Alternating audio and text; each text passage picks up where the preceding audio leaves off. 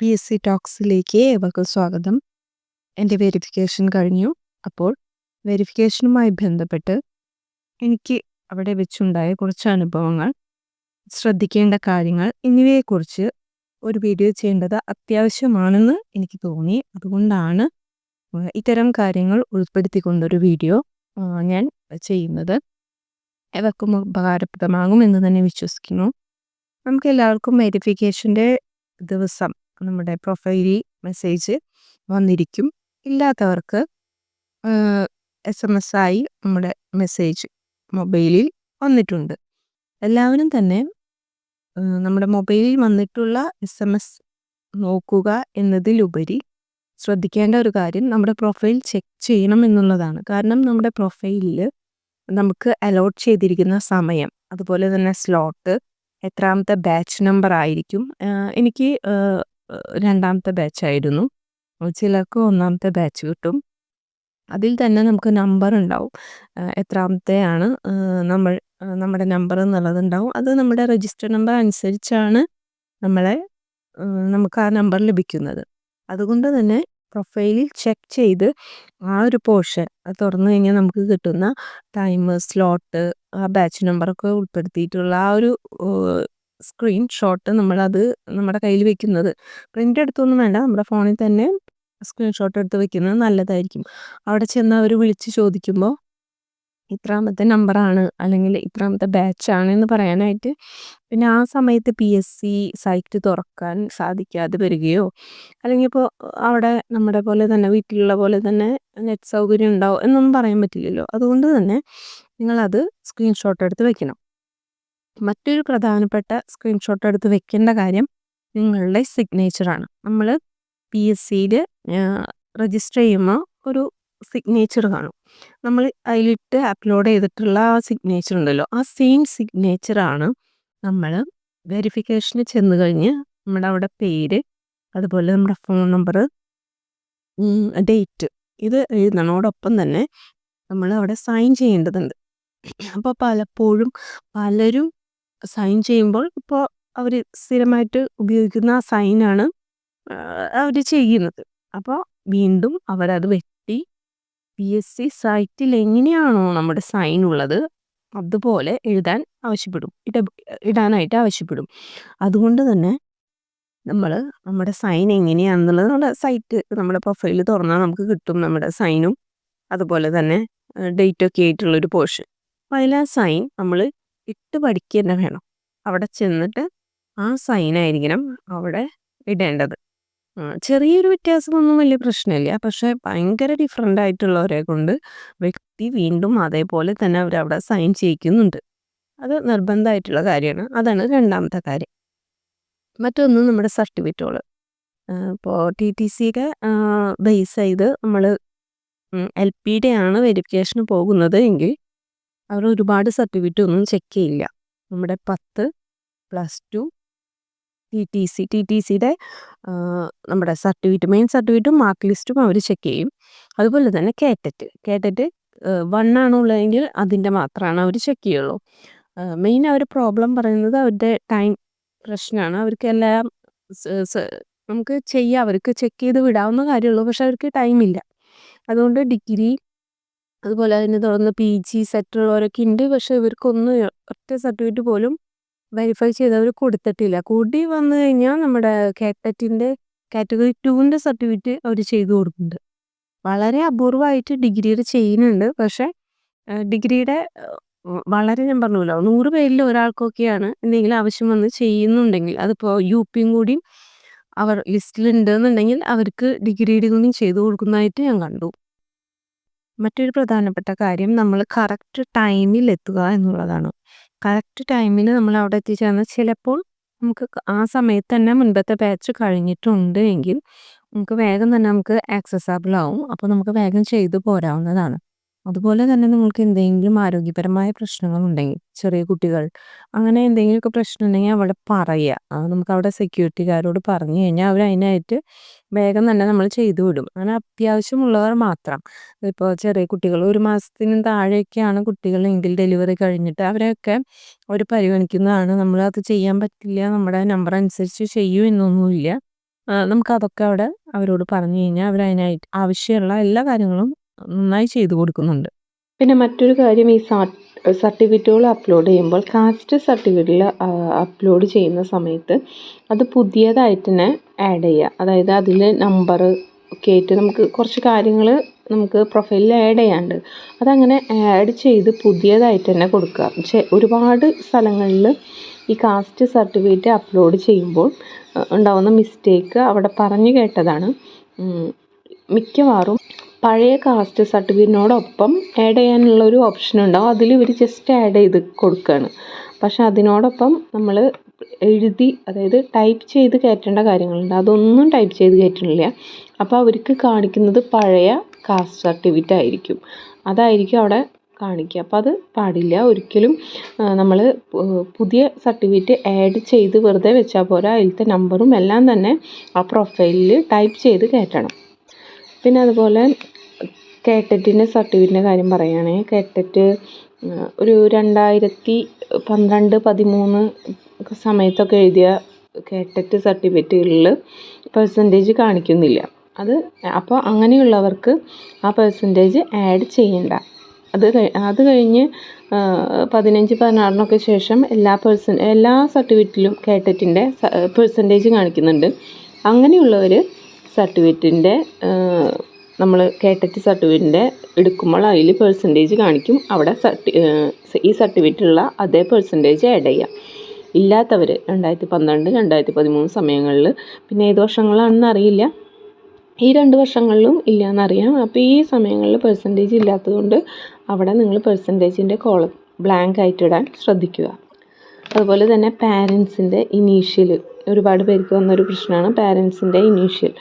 കുറേ പേരുടെ ഒരെണ്ണത്തിൽ ഒന്നും മറ്റൊന്നിൽ ഇല്ല, ചിലതിൽ വേറെ, അങ്ങനെയൊക്കെ ഉണ്ടെന്ന് വെച്ച് കഴിഞ്ഞാൽ അതിന് 197 ചിലപ്പോൾ ആവശ്യമായിട്ട് വരും.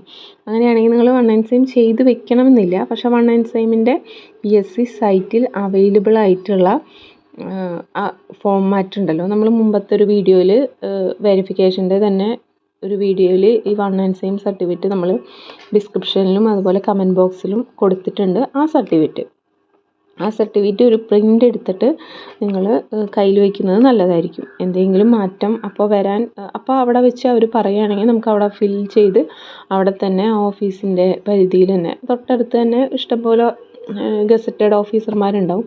നമുക്ക് അവരെ കൊണ്ടൊന്ന് സൈൻ ചെയ്യിക്കേണ്ട ആവശ്യമുള്ളൂ. അപ്പോൾ അതപ്പം തന്നെ അപ്ലോഡ് ചെയ്ത് കഴിഞ്ഞാൽ നമുക്ക് പിന്നെ OTP കിട്ടാനായിട്ട് ഡിലേ വരില്ല. അതുകൊണ്ട് തന്നെ അങ്ങനെ സംശയമുള്ളവർക്ക് 197 എടുക്കേണ്ടി വരുമോ എന്ന് സംശയമുള്ളവർക്ക് ആ ഒരു ഫോർമാറ്റ് പ്രിൻറ്റ് ചെയ്ത് വയ്ക്കാവുന്നതാണ്. PSC അനുശാസിക്കുന്ന ആ ഫോർമാറ്റ് നമ്മൾ പറഞ്ഞു, മുൻപത്തെ ഒരു വീഡിയോയിൽ പിൻ ചെയ്ത് വെച്ചിട്ടുണ്ട്. വെരിഫിക്കേഷൻ എങ്ങനെയാണെന്നുള്ള പറഞ്ഞിട്ടുള്ള ഒരു വീഡിയോ ഉണ്ടായിരുന്നു. അത് വെരിഫിക്കേഷൻ പോണതിന് മുമ്പാണ് ഞാൻ നൽകിയിട്ടുള്ളത്. ആ ഒരു വീഡിയോയിൽ അടിയിലായിട്ട് പിൻ ചെയ്ത് വെച്ചിട്ടുണ്ട്. ആ ഒരു ഫോർമാറ്റ് സെയിം അതാണ് അവിടെ കൊടുക്കണമെന്ന് ഞാൻ കണ്ടത്. ആ സെയിം സംഭവം ഒന്ന് ഡൗൺലോഡ് ചെയ്ത് വെച്ച് കഴിഞ്ഞാൽ നമുക്ക് ആവശ്യമാണെങ്കിൽ ആ സമയത്ത് നമുക്ക് അവിടെ ചെയ്യാവുന്നതാണ്. പിന്നെ പ്രധാനപ്പെട്ടതായിട്ട് എനിക്ക് തോന്നിയ ഒരു കാര്യം, വെരിഫിക്കേഷൻ തീയതി കിട്ടാത്തവരുണ്ട് ഇപ്പോഴും. അവർ ഒട്ടും ടെൻഷൻ ആവേണ്ടതില്ല. പിന്നെ ഇപ്പോൾ നമ്മളിത് കഴിഞ്ഞ് UPയുടെ വെരിഫിക്കേഷൻ വരികയാണെങ്കിലും വെരിഫിക്കേഷൻ തീയതി കിട്ടാത്തവരുണ്ടെങ്കിൽ ടെൻഷൻ ആവണ്ട. കാരണം ഇതിനെക്കുറിച്ച് നമ്മൾ അവിടെ ചോദിച്ചപ്പോൾ പറഞ്ഞത്, ഒരു വട്ടം ചിലപ്പോൾ വെരിഫിക്കേഷൻ കഴിഞ്ഞത് കൊണ്ടായിരിക്കാം അവർക്ക് അയക്കാത്തത്. അങ്ങനെ മുമ്പ് കഴിഞ്ഞവർക്കും അയച്ചിട്ടുണ്ട്. കാരണം അവർക്ക് എന്തെങ്കിലും കറക്ഷൻ ഉണ്ടാവും. ഫോർ എക്സാമ്പിൾ, ഇപ്പോൾ കഴിഞ്ഞതിന് മുമ്പത്തെ വട്ടം ഇപ്പോൾ ഈ എക്സാം നമ്മുടെ LP UPക്ക് കേട്ടറ്റ് നിർബന്ധം ഉണ്ടായിരുന്നില്ല. അപ്പോൾ ആ സമയത്ത് എഴുതി കഴിഞ്ഞവർ വെരിഫിക്കേഷൻ കഴിഞ്ഞവർക്ക് ചിലപ്പോൾ അവരുടെ കേട്ടറ്റ് സർട്ടിഫിക്കറ്റ് വെരിഫൈ ചെയ്തിട്ടുണ്ടാവില്ല. അപ്പോൾ അങ്ങനെയുള്ളവർ വീണ്ടും വെരിഫിക്കേഷന് വിളിക്കും. അതുകൊണ്ട് തന്നെ വെരിഫിക്കേഷൻ തീയതി കിട്ടാത്തവർ ടെൻഷൻ ആവേണ്ട. അവർ ഇനിയും ക്രോസ് ചെക്ക് ചെയ്യും. എല്ലാ വ്യക്തികളുടെയും എല്ലാ സർട്ടിഫിക്കറ്റുകളും ഒന്നുകൂടി ക്രോസ് ചെക്ക് ചെയ്യുന്ന സമയത്ത് എന്തെങ്കിലും ആവശ്യമുണ്ടെങ്കിൽ അവരെന്തായാലും മെസ്സേജ് അയക്കും അല്ലെങ്കിൽ വിളിക്കും. പിന്നെ അതുപോലെ അവർ കറക്ഷൻ ചെയ്ത് വരുമ്പോൾ അത്യാവശ്യമായ എല്ലാവർക്കും എന്തെങ്കിലും ഇനി പ്രശ്നങ്ങൾ, ഏതെങ്കിലും സർട്ടിഫിക്കറ്റുകൾ ഇനിയും കംപ്ലൈൻറ്റ് എന്തെങ്കിലും ക്ലാരിഫിക്കേഷൻ അല്ലെങ്കിൽ ക്ലിയർ കുറവുണ്ടെന്ന് വെച്ച് കഴിഞ്ഞാൽ അവർ നിർബന്ധമായിട്ടും എന്തായാലും അവർ പറഞ്ഞു ഞങ്ങൾ വീണ്ടും നിങ്ങൾക്ക് മെസ്സേജ് ഇടുമെന്ന് പറഞ്ഞിട്ടുണ്ട്. മുമ്പ് കഴിഞ്ഞ് പോയവർക്ക് ഒരുപാട് പേർക്ക് മെസ്സേജ് വന്നിട്ടുണ്ട് വീണ്ടും വെരിഫിക്കേഷന്. എന്നാൽ ഒരുപാട് പേർക്ക് വരാതിരിക്കുകയും ചെയ്തിട്ടുണ്ട്. പിന്നെ അതുപോലെ സ്വന്തം ജില്ലയിൽ വെരിഫിക്കേഷൻ ചെയ്തിട്ടുള്ളവർക്ക് ഇപ്പോൾ മലപ്പുറം ജില്ലയിൽ ഉള്ളവർ തൃശ്ശൂർ വന്ന് എഴുതുകയാണെങ്കിൽ മലപ്പുറത്ത് വെരിഫിക്കേഷൻ ചെയ്താൽ അത് മതി. അത് കഴിഞ്ഞ് അവർ അവിടെ നിന്ന് തന്നെ OTV സർട്ടിഫിക്കറ്റ് പ്രൊഡ്യൂസ് ചെയ്യുന്നുണ്ട്. നിങ്ങൾക്ക് വേണമെങ്കിൽ മാത്രം തൃശ്ശൂർ PSC ഓഫീസിൽ വിളിച്ച് പറയാം ഞങ്ങളുടെ ഇവിടെ കഴിഞ്ഞു എന്നൊന്ന് വിളിച്ച് പറയാം. തൃശ്ശൂരാണെങ്കിൽ നിങ്ങൾ എക്സാം എഴുതിയത് തൃശ്ശൂരും മലപ്പുറത്തു നിന്നാണ് നിങ്ങൾ വരുന്നത്, അവിടെയാണ് നിങ്ങൾ വെരിഫിക്കേഷൻ കഴിഞ്ഞത് എങ്കിൽ നിങ്ങളുടെ എക്സാം എഴുതിയ സ്ഥലത്തുള്ള PSC ഓഫീസിലേക്ക് നമുക്കൊന്ന് വിളിച്ച് പറയാം. അത് നിർബന്ധമില്ല. ചിലർ പറയുന്നുണ്ട് അത് നിങ്ങളുടെ യുക്തി പോലെ ചെയ്യുക. അത് ചിലർ മാത്രമാണ് അങ്ങനെ പറയുന്നുള്ളൂ, അങ്ങനെ വിളിച്ച് പറയണമെന്ന്. പലരും പറയുന്നത് അതിൻ്റെ ആവശ്യമില്ല, നിങ്ങൾ ചെയ്താൽ മതി. നിങ്ങൾക്ക് OTV വന്നു എന്നുണ്ടെങ്കിൽ നിങ്ങൾക്ക് നിങ്ങളുടെ എല്ലാ സർട്ടിഫിക്കറ്റുകളും വെരിഫൈഡ് ആണ്. പിന്നെ അതുപോലെ മുൻപ് വെരിഫിക്കേഷൻ കഴിഞ്ഞവർക്ക് പിന്നെയും വെരിഫിക്കേഷൻ കഴിയുകയാണെങ്കിൽ പുതിയ OTV ലഭിക്കുന്നുണ്ട്. അത് നിങ്ങളൊന്ന് ശ്രദ്ധിക്കേണ്ട കാര്യമാണ്. പിന്നെ മറ്റൊരു പ്രധാനപ്പെട്ട കാര്യം, നിങ്ങൾക്ക് ഈ കാര്യങ്ങൾ ഇപ്പോൾ എഡിറ്റ് ചെയ്യേണ്ട കുറച്ച് കാര്യങ്ങളുണ്ടല്ലോ. ഇപ്പോൾ ഈ ഡിഗ്രി സർട്ടിഫിക്കറ്റുകൾ ഉള്ള പബ്ലിക്കേഷൻ നമ്മുടെ എന്നാണ് date of publication of result അതെന്നാണ് എന്ന് അറിയില്ല, നിങ്ങൾക്ക് ചെയ്യാൻ പറ്റുന്നില്ല എന്നുണ്ടെങ്കിൽ നിങ്ങളത് അവോയ്ഡ് ചെയ്ത് കളയുക. കാരണം അവർ നമുക്ക് ചെയ്ത് തരുന്നുണ്ട്. പക്ഷേ ഇപ്പോൾ ഈ പറഞ്ഞ പോലെ ടൈം ഒരുപാട് നീണ്ടു പോകുന്നു എന്നുള്ളത് കൊണ്ട് മാത്രമാണ് അവർ നമ്മളോട് ചെയ്യാൻ പറ്റുമെങ്കിൽ നിങ്ങൾ ചെയ്തിട്ട് വരിക എന്ന് പറയുന്നത്. അല്ലെങ്കിൽ ഓരോ സർട്ടിഫിക്കറ്റും എടുത്തിട്ട് അവർക്ക് എല്ലാ ഇയർ ഓഫ് നമ്മുടെ റിസൾട്ട് പബ്ലിഷ് ചെയ്തതും അവർ മാറ്റിക്കൊണ്ടിരിക്കുമ്പോൾ ആ ഒരു ടൈം ലാഗ് നമുക്ക് ഊഹിക്കാമല്ലോ. അതാണ്. പിന്നെ അതുപോലെ മറ്റൊരു പ്രധാനപ്പെട്ട കാര്യം, അവർ വെരിഫൈ ചെയ്തുകൊണ്ടിരിക്കുമ്പോൾ എന്തൊക്കെ കറക്ഷനാണ് പറയുന്നത് എന്ന് നമ്മളൊരു പേപ്പറിൽ നോട്ട് ചെയ്ത് വയ്ക്കുക. ഇപ്പോൾ SLC കറക്ഷൻ പറഞ്ഞു, അല്ലെങ്കിൽ ഇപ്പോൾ +2 ക്ലിയർ അല്ല അത് ചെയ്യാൻ പറഞ്ഞു. പിന്നെ അതുപോലെ കാസ്റ്റിൻ്റെ ഒന്നും കൂടി ഇങ്ങനെ പറയാണ്, ആഡ് ചെയ്യുക മാത്രമല്ല അതിലത്തെ നമ്പേഴ്സൊക്കെ ഇതിൽ ടൈപ്പ് ചെയ്ത് കയറ്റണം. ഇതൊക്കെ പറയുകയാണെങ്കിൽ നമ്മളൊരു പേപ്പറിൽ നമ്മൾ പറ്റുമെങ്കിൽ നിങ്ങളുടെ കയ്യിലൊരു പ്ലെയിൻ പേപ്പർ കരുതുക. അപ്പോൾ അവർ പറയുമ്പോൾ അത് ഓരോന്ന് എഴുതി വെക്കുക. അപ്പോൾ നിങ്ങൾക്ക് എന്തെങ്കിലും ഡൗട്ട് ഉണ്ടെങ്കിൽ അവരോട് ചോദിക്കുക ഏത് ഭാഗത്താണ് ചെയ്യേണ്ടത്. ഇപ്പോൾ ചിലരോട് SLC തന്നെ 2 പ്രാവശ്യം ചെയ്യാൻ പറഞ്ഞിട്ടുണ്ട്. ചിലർ SLC ബുക്ക് ചെയ്യേണ്ട സ്ഥലത്ത് മാത്രം ചെയ്തിട്ടുള്ളൂ. പേഴ്സണൽ ഡീറ്റെയിൽസിൽ നമ്മുടെ ഡേറ്റ് ഓഫ് ബർത്ത് കാണിക്കാൻ വേണ്ടിയിട്ട് വീണ്ടും അവിടെ SLC ചെയ്യേണ്ട കാര്യമുണ്ട്. അങ്ങനെ 2 സ്ഥലത്ത് SLC നമ്മൾ അപ്ലോഡ് ചെയ്യേണ്ട കാര്യമുണ്ട്. അത് പലരും ഒരു സ്ഥലത്തേ ചെയ്തിട്ടുള്ളൂ.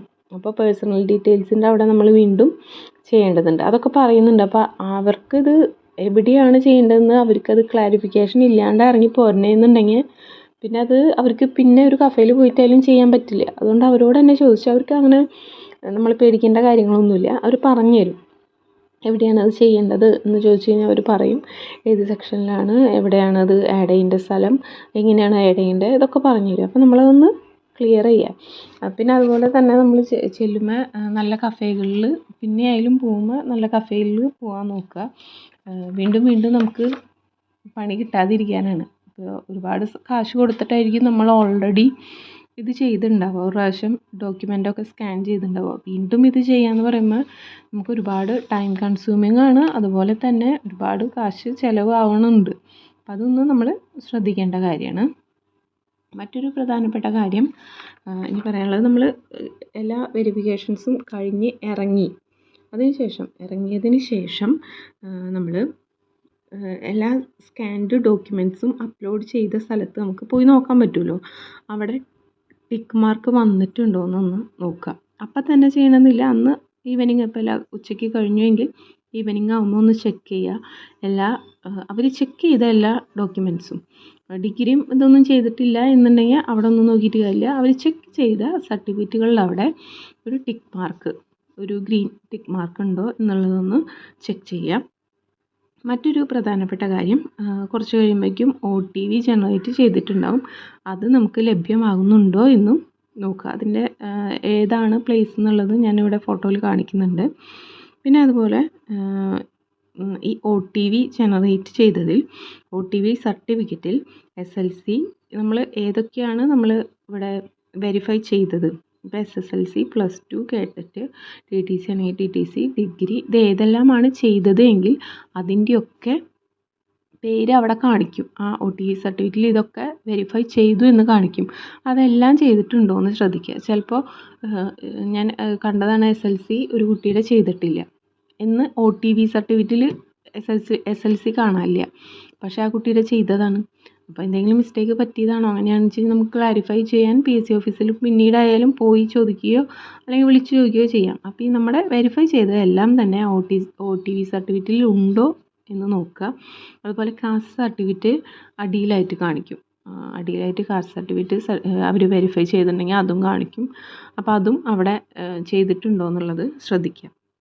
ഇത്രയാണ് പ്രധാനപ്പെട്ട കാര്യങ്ങൾ. നമ്മൾ സർട്ടിഫിക്കറ്റ്